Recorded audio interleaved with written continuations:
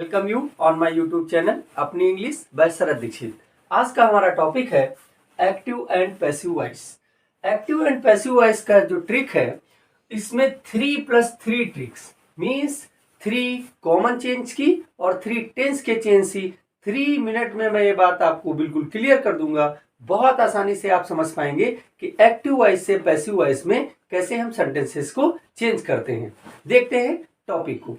पहले देखते हैं कि एक्टिव से पैसिव में बदलने के लिए आपको टेंस का नॉलेज बहुत इंपॉर्टेंट है।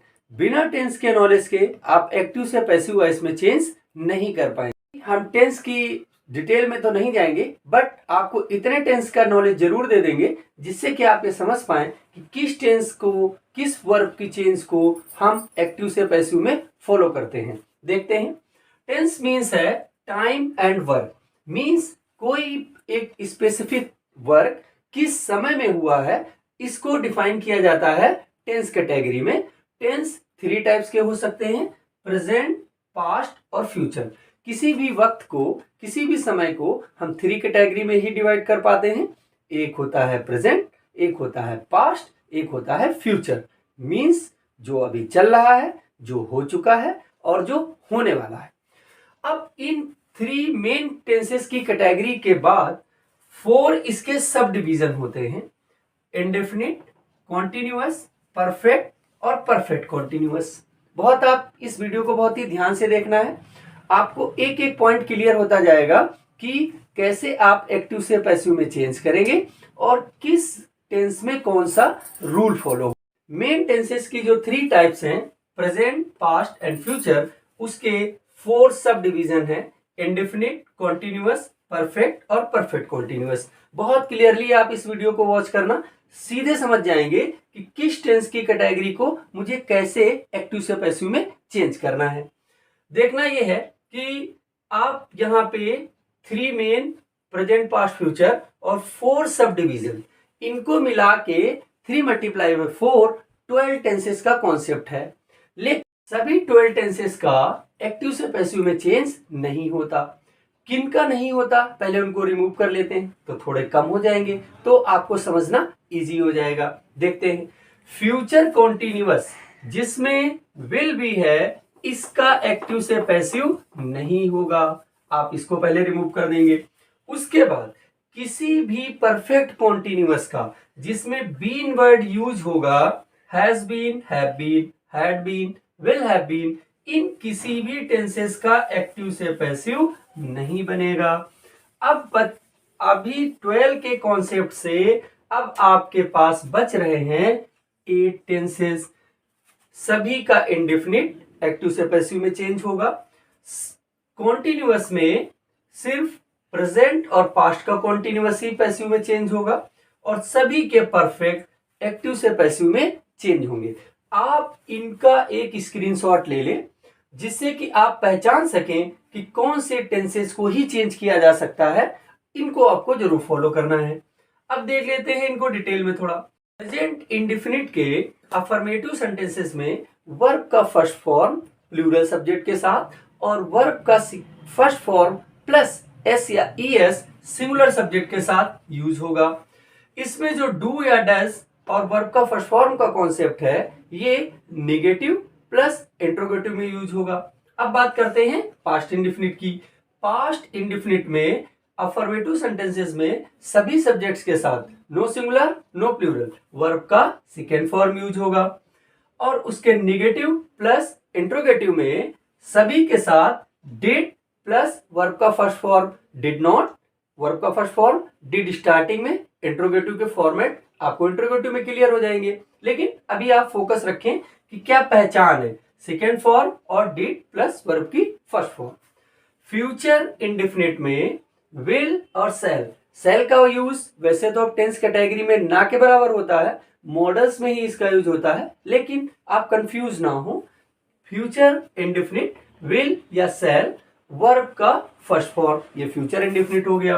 अब बात कर लेते हैं प्रेजेंट कॉन्टिन्यूअस का। प्रेजेंट कॉन्टिन्यूअस में is, am, are, ING form verb के साथ। पास्ट इन कॉन्टिन्यूअस में was, were, ING form verb के साथ। उसके बाद present perfect, has plus have means has singular के साथ, हैव प्लूरल के साथ, और वर्ब थर्ड फॉर्म सभी के साथ। पास्ट परफेक्ट में हैड प्लस वर्ब का थर्ड फॉर्म, फ्यूचर परफेक्ट में विल हैव और वर्ब का थर्ड फॉर्म। ये टेंसेस आपको क्लियरली समझने हैं और इन्हीं टेंसेस को आप एक्टिव से पैसिव में चेंज कर सकते हैं। कैसे चेंज करेंगे? अपने आगे टेंस कैटेगरी के बाद आपको ये समझना है कि एक्टिव सेंटेंस का फॉर्मेट कैसा होता है और एक्टिव से जब हम पैसिव में फॉर्मेट चेंज करेंगे तो उसका कॉन्सेप्ट कैसा हो जाएगा। बहुत आसान, देखिए एक्टिव सेंटेंस का format subject plus verb plus object पर डिपेंड करता है। मींस जो डूअर है वो सबसे पहले लिखा होगा, उसके द्वारा जो किया गया है वो उसके बाद लिखा होगा, और जो जिस पर काम हुआ है या काम का प्रभाव जिस पर पड़ रहा है जिसको ऑब्जेक्ट बोलते हैं वो सबसे लास्ट में लिखा होगा। इसके जैसे ही हम पैसिव में चेंज करेंगे, इसमें बहुत इजी इस 3 ट्रिक की फर्स्ट ट्रिक, आप ये तीनों अभी एक बार में ही समझ जाएंगे, इसके फॉर्मेट से ही क्लियर हो जाएगा कि क्या 3 कॉमन ट्रिक्स हैं जिनको आपको मैंडेटरी फॉर्म में यूज करना है। कैसे? ऑब्जेक्ट को सबसे पहले और सब्जेक्ट वर्ड को सबसे पीछे कर देंगे। फर्स्ट देखिए कैसे, ऑब्जेक्ट यहां पे आके सब्जेक्ट बन जाएगा और ये सब्जेक्ट यहां पे जाके ऑब्जेक्ट हो जाएगा और वर्ब अपने प्लेस पर रिमेन रहेगी। लेकिन यहां पे हेल्पिंग वर्ब का यूज मैंडेटरी होगा। बिना हेल्पिंग वर्ब के यूज के पैसिव को चेंज नहीं किया जा सकता है। कभी भी एक्टिव में हेल्पिंग वर्ब हो या ना हो, वो 2 टेंसेस में नहीं होता, प्रेजेंट इंडेफिनिट और पास्ट इंडेफिनिट में। अफर्मेटिव सेंटेंसेस में हेल्पिंग वर्ब का यूज नहीं होता, बट पैसिव के किसी भी सेंटेंस के किसी भी टेंस के सेंटेंस में बिना हेल्पिंग वर्ब के पैसिव वॉइस का सेंटेंस पॉसिबल नहीं है। देखिए हेल्पिंग वर्ब कंपल्सरीली, उसके बाद verb third form, that is important. Every time यहां से आप इस फर्स्ट 3 की फर्स्ट ट्रिक को बहुत इजीली समझ सकते हैं। देखना कैसे, पहला तो यही क्लियर हो गया कि ऑल टाइम आपको क्या यूज करना है, वर्ब का थर्ड फॉर्म, उसके बाद बाय का यूज करना है और प्लस जो ऑब्जेक्ट सब्जेक्ट का वर्ड हम बैक साइड लाए थे ऑब्जेक्ट, उसको यूज करना है। यहां बाय के प्लेस इंग्लिश में बाय के जगह पे किन्हीं किन्हीं स्पेसिफिक वर्ब्स के साथ इन, विद या एट का भी यूज होता है, लेकिन आपको अभी इनसे कंफ्यूज होने की जरूरत नहीं है। आप ओनली बाय पर ही फोकस रखें और उनको मैं अपने नेक्स्ट या किसी स्पेसिफिक वीडियो में क्लियर कर दूंगा कि किन वर्ब्स के साथ इन, विद या एट का यूज होता है, लेकिन अभी आप फोकस रखेंगे बाय पे। अब देखिए इस फॉर्मेट से आपको 3 फर्स्ट जो है कॉमन रूल्स वो क्लियर हो गए। कैसे? देखिए आप इनको अगर एक बार में समझ ले, इनको डिटेल में एक्सप्लेन कर दे रहा हूं। कैसे? देखिए फर्स्ट सब्जेक्ट को ऑब्जेक्ट के प्लेस पे और ऑब्जेक्ट को सब्जेक्ट के प्लेस पे इंटरचेंज कर देते हैं। कैसे? वो मैं आपको एग्जांपल के थ्रू प्रूव करूंगा, लेकिन आप इस पूरे कॉन्सेप्ट के साथ एकदम से बने रहें। कोई भी स्टेप अगर आप मिस करेंगे तो एक्टिव या पैसिव के कॉन्सेप्ट को क्लियर नहीं समझ पाएंगे। आप ध्यान से सुनते रहें। फर्स्ट रूल क्या हो गया, सब्जेक्ट को ऑब्जेक्ट और ऑब्जेक्ट को सब्जेक्ट के प्लेस पे, ये हो गया। सेकेंड देखिए क्या है, सेकेंड क्या है, always use verb third form in passive. Passive में वर्ब का थर्ड फॉर्म बिल्कुल कंपल्सरी रूप तरीके से आपको यूज करना है। बिना वर्ब के थर्ड फॉर्म के पैसिव का बनना इम्पॉसिबल है। थर्ड पॉइंट क्या है, third point, use by before subject word. जो सब्जेक्ट का वर्ड मैंने ऑब्जेक्ट के प्लेस पे चेंज किया था उससे पहले बाय का यूज करना है। क्लियर हो गया? इन कॉमन रूल्स को फॉलो करना बहुत ही इंपॉर्टेंट है। ये base of active to change into passive है। इनके बिना एक्टिव से पैसिव बनना इम्पॉसिबल है। अब देखना यहाँ पे एक और पॉइंट भी समझना है। सब्जेक्ट को जब ऑब्जेक्ट के प्लेस पे ले जाएंगे या ऑब्जेक्ट को जब सब्जेक्ट के प्लेस पे लाएंगे तो अगर कोई नाउन है, कोई नाम है, तो उसको आप एज इट इज चेंज करेंगे, उसमें आपको कुछ चेंज करने की जरूरत नहीं है। जैसे यहाँ पे राहुल है तो यहाँ पे भी राहुल हो जाएगा। यहाँ पे अगर मैटर है तो यहाँ पे भी मैटर हो जाएगा। यहाँ पे अगर शीला है तो यहाँ पे शीला ही होगा। यहाँ पे अगर बुक है तो यहाँ पे बुक ही होगा। इट मीन्स अगर नाउन चेंज हो रहा है तो नाउन के फॉर्म में ही चेंज होगा, उसमें कोई प्रॉब्लम नहीं है। प्रॉब्लम है प्रोनाउन, जो पर्सनल प्रोनाउंस हैं वो कौन है? He, she, they, I, we, you. ये वाले अगर कॉन्सेप्ट चेंज होंगे तो इनका ऑब्जेक्ट फॉर्म यूज करना होगा। इसका डिटेल मैंने अपने प्रोनाउन एंड इट्स टाइप्स में बहुत अच्छे से क्लियर किया है। अगर आपने वो वीडियो मेरा नहीं देखा है तो प्लीज पहले उस वीडियो को देख ले, तो आप इसके सब्जेक्ट और ऑब्जेक्ट के कॉन्सेप्ट को इजीली समझ पाएंगे। अभी मैं यहाँ पे आपको शॉर्ट में बता दूंगा, बट बहुत अच्छा होगा कि आप उस मेरे वीडियो को जरूर देख लें। और अगर ये सारी जानकारियां आपको बहुत ही हेल्पफुल हो रही हो तो प्लीज मेरे चैनल को लाइक कर दें, सब्सक्राइब कर दें, बेल आइकन जरूर प्रेस कर दें, जिससे कि नेक्स्ट मेरे वीडियो की नोटिफिकेशन आपको आसानी से मिल जाए, और अपने दोस्तों में शेयर भी करें। अब आते हैं टॉपिक पे। तो ही चेंज होगा हिम में, और सी चेंज होगा हर में, दे चेंज होगा देम में, और आई चेंज होगा मी में, वी चेंज होगा अस में, और यू सब्जेक्ट और ऑब्जेक्ट दोनों प्लेस पर सेम रहता है। यहां पे मैंने डबल साइडेड एरो बनाया है। इसका एक मतलब है, क्या है कि ऑब्जेक्ट अगर सब्जेक्ट के प्लेस पे आ रहा है, मींस हमको हिम अगर सब्जेक्ट पे लाना है तो हिम के प्लेस पे ही हो जाएगा। अगर हमको ही को सब्जेक्ट से ऑब्जेक्ट प्लेस पे ले जाना है तो ही का हिम हो जाएगा। मींस ये आपस में इंटरचेंजेबल हैं। ऐसा बिल्कुल नहीं है कि ही को हिम में करेंगे, तो ये भी ध्यान रखना है कि हिम का ही भी होगा। ये सभी में यही रूल फॉलो होगा।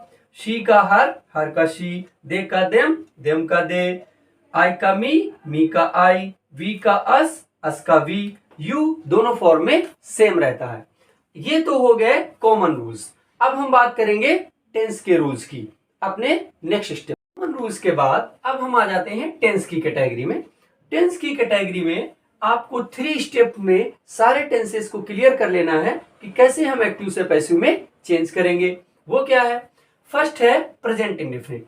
प्रेजेंट इंडेफिनिट और पास्ट इंडेफिनिट को थोड़ा अलग से ट्रीटमेंट देना है, क्योंकि इनमें थोड़ा डिफरेंट टाइप के फॉर्मेट्स हैं, निगेटिव प्लस अफर्मेटिव में।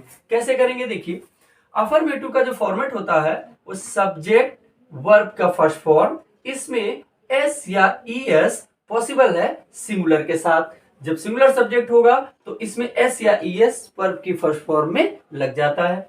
फिर ऑब्जेक्ट, ये है एक्टिव का फॉर्मेट।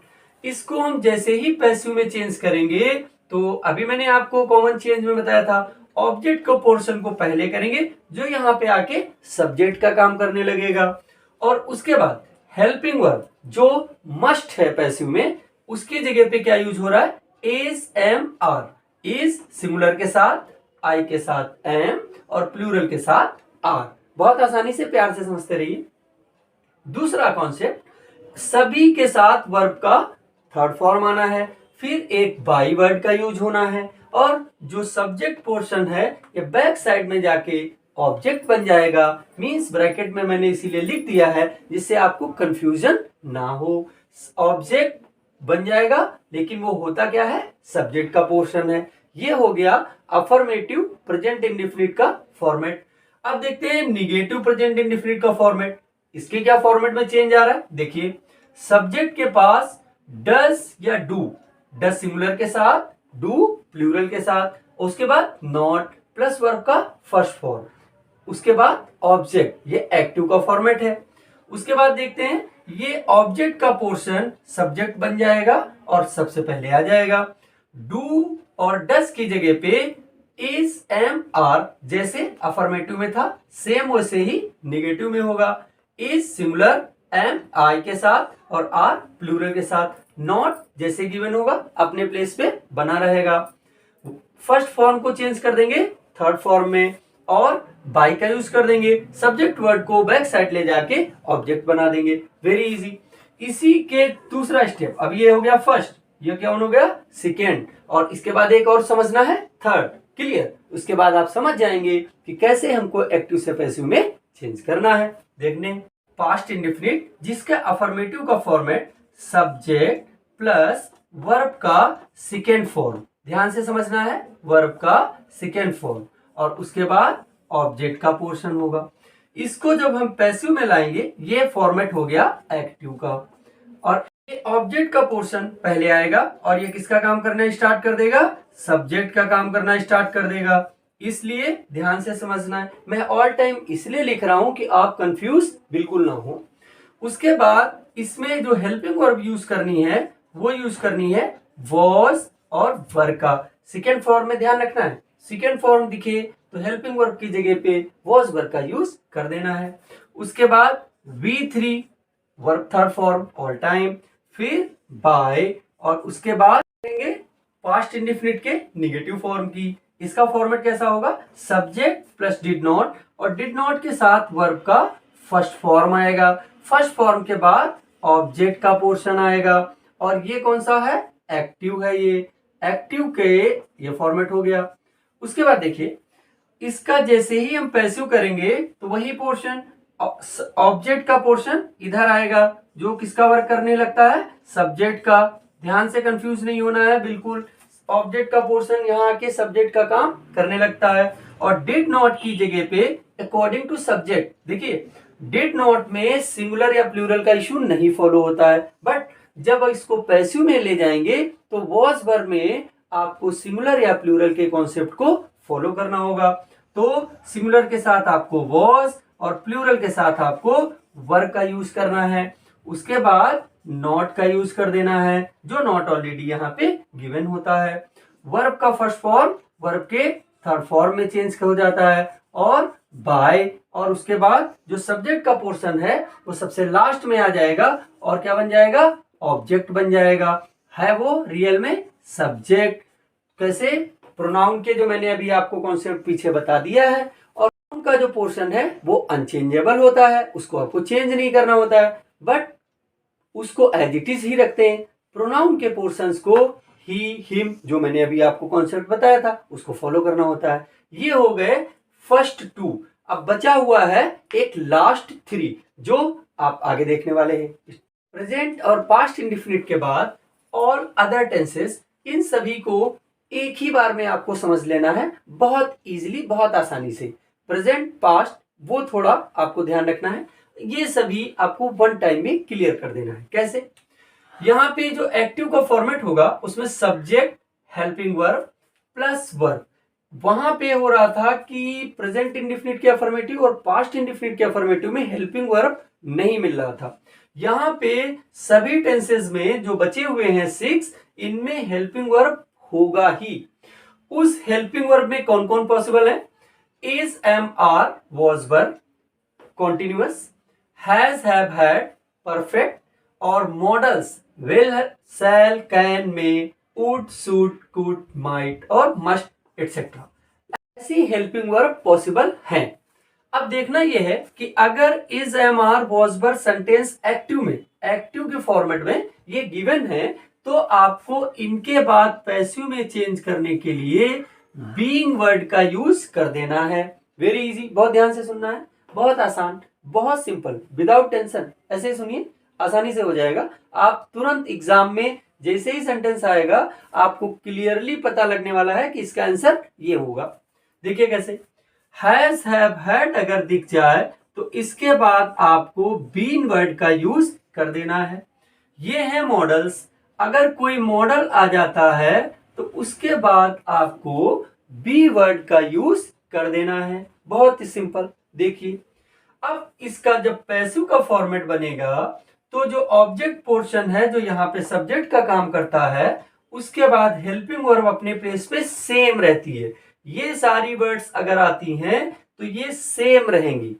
एक बस इसमें करेक्शन है, वो क्या है, सिंगुलर प्लूरल ऑलवेज इसमें मेंशन होगा। किसमें, इज, आर से वॉज का वर से, हैज का हैव से, सिर्फ 3 प्लेसेस पे। 3 का इसमें बहुत अच्छा कॉन्सेप्ट है, इसीलिए मैंने इसको समझाया है आपको कि 3 ट्रिक्स 3 मिनट्स। कैसे? इज आर आपस में चेंजेबल है, सिंगुलर से प्लूरल। वॉज वर आपस में चेंजेबल है, सिंगुलर और प्लूरल। हैज और हैव सिंगुलर और प्लूरल। हैड कोई इश्यू नहीं है, मॉडल कोई आ जाएगा कोई इश्यू नहीं है। अब देखना यह है कि ये सेम रहेंगे लेकिन सिंगुलर प्लूरल फॉलो होगा। अब is am are was were अगर आ रहा है तो बीइंग का यूज, हैज हैव हैड आ रहा है तो बीइंग का यूज, मॉडल आ रहा है तो बी का यूज। ये मैंडेटरी है, ये कंपलसरी है, इसको आपको फॉलो ही करना है।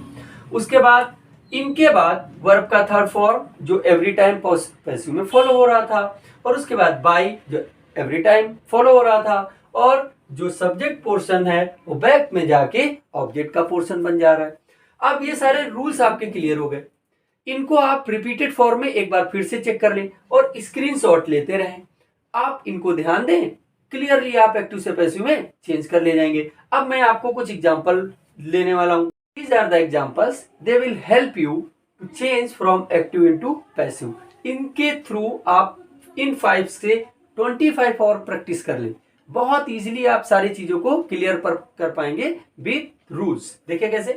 People admire the brave. Admire first form हो गई, मीन्स प्रेजेंट इंडेफिनिट का टेंस है। द ब्रेव, वैसे तो द ब्रेव आपको सिंगुलर दिखाई दे रहा होगा, लेकिन जैसे ही किसी भी वर्ड के पहले द यूज हो जाए तो सभी के बारे में बात करना स्टार्ट कर देता है। तो इसके साथ हमको प्लूरल वर्ब का ही यूज करना है। द ब्रेव आर एडमायर, देखिए इज एमआर का यूज हो गया, एडमायर का एडमायर्ड कर देंगे, मीन्स थर्ड फॉर्म यूज कर देंगे। बाय प्यूपल को पीछे कर देंगे। देखिए वेरी सिंपल, यहां पे दोनों ही नाउन था, ब्रेव भी और प्यूपल भी, तो कुछ भी चेंज नहीं हुआ। सेकंड में देखते हैं, दे सब्जेक्ट, हिम ऑब्जेक्ट, हिम का ऑब्जेक्ट पहले ही हो जाएगा। इलेक्टेड सेकंड फॉर्म, इसलिए हम क्या यूज कर देंगे? वॉज। ये सारी कॉन्सेप्ट मैं अभी आपको बता चुका हूं। ही वॉज, इलेक्टेड सेकंड और थर्ड सेम रहता है, इसलिए इलेक्टेड का इलेक्टेड ही, और क्या इलेक्टेड किया? चेयरमैन इलेक्टेड किया।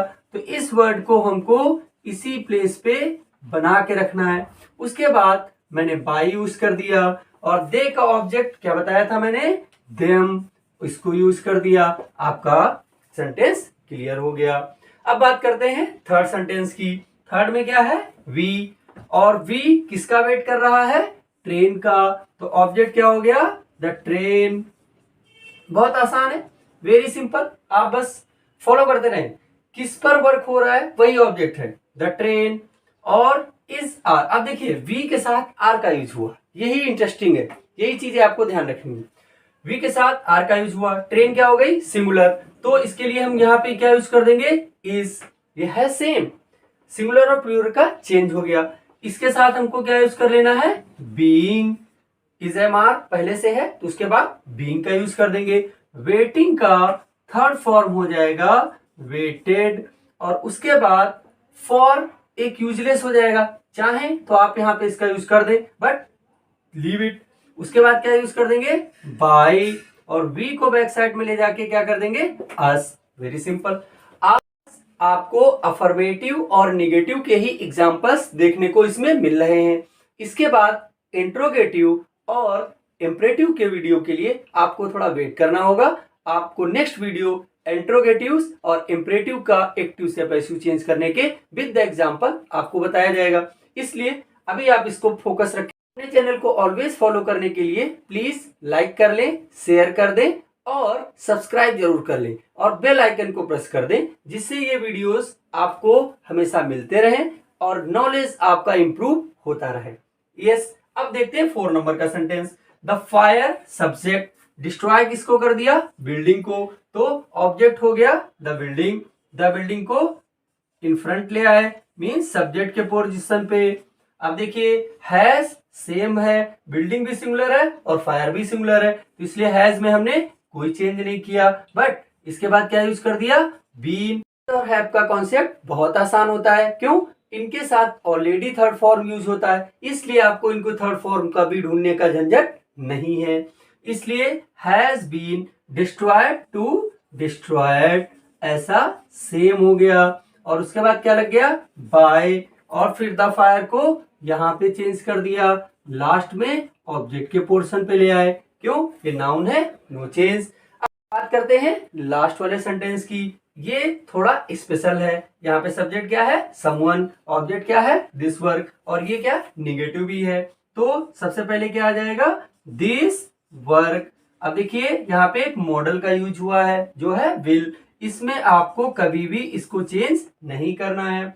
नॉट अगर है तो वो अपने पोजीशन पे एज इट इज बना रहेगा, नॉट का नॉट रहा। इसके बाद आपको एक वर्ड यूज करना था, याद करिए, बी का यूज कर दिया, और उसके बाद डू का थर्ड फॉर्म क्या हो गया, डन। और उसके बाद अब यहां पे एक इंटरेस्टिंग चीज समझनी है आपको, वो क्या है, समवन अगर यूज हो तो आपको बाय लगा के समवन यूज करने की नीड नहीं है, आप इसको ऐसा ही छोड़ दें, क्या, this work will not be done. अब चाहे तो बाय समवन यहां पे ब्रैकेट में लिख सकते हैं, बट समवन के कॉन्सेप्ट में आपको लास्ट में बाय लगा के समवन का कॉन्सेप्ट नहीं लिखना होता है। ये मेरे कुछ एग्जांपल्स थे जो आपके कॉन्सेप्ट को क्लियर करने में बहुत मदद करेंगे। आप इस वीडियो को रिपीट फॉर्म में देख लें और सारे एक्टिव से पैसिव के कॉन्सेप्ट को क्लियरली समझ जाएंगे। आप जब भी एग्जाम में आपके पास एक्टिव का सेंटेंस आएगा, 1 मिनट में आपको पता लग जाएगा ये किस टेंस का है, ये किस कैटेगरी का है, और हमको इसको किस कैटेगरी में चेंज करना है। That's all. ये मेरा वीडियो आपको अच्छा लगा हो तो आप मेरे चैनल को प्लीज लाइक सब्सक्राइब जरूर कर दें, जो मैं पहले भी कह चुका हूं, बट ऑल टाइम ये कहता रहता हूं। सो प्लीज इसको सब्सक्राइब कर दें, लाइक कर दें, बेल आइकन प्रेस कर दें, जिससे नेक्स्ट वीडियो की नोटिफिकेशन आपको इजीली मिल जाए। और इंट्रोगेटिव और इम्परेटिव के वीडियो के लिए वेट करें फॉर नेक्स्ट 2 और 3 डेज। थैंक्स।